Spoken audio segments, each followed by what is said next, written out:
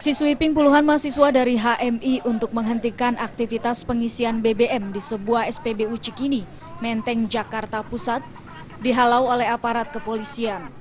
Mahasiswa yang melakukan perlawanan pun akhirnya dipukul mundur. Tidak sampai di situ, mahasiswa yang tidak terima aksinya dihentikan mencoba melempari petugas dengan menggunakan batu dan botol.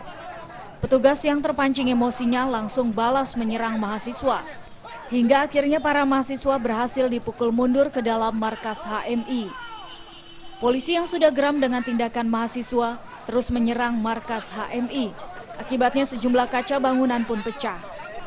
2 orang mahasiswa yang diduga sebagai provokator berhasil diamankan petugas saat pengejaran ke dalam markas HMI.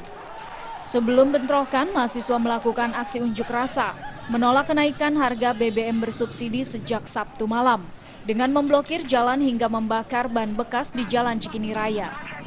Aksi ini untuk mendesak Presiden Joko Widodo segera membatalkan kenaikan harga BBM yang dituding akan menyengsarakan rakyat kecil.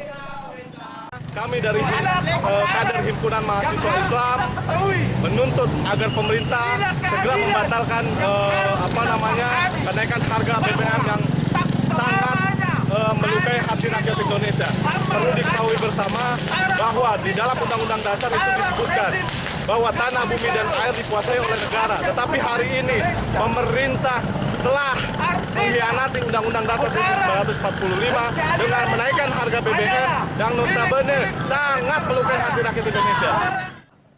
Sebelumnya aksi menutup jalan yang dilakukan mahasiswa ini sempat mengakibatkan kemacetan panjang.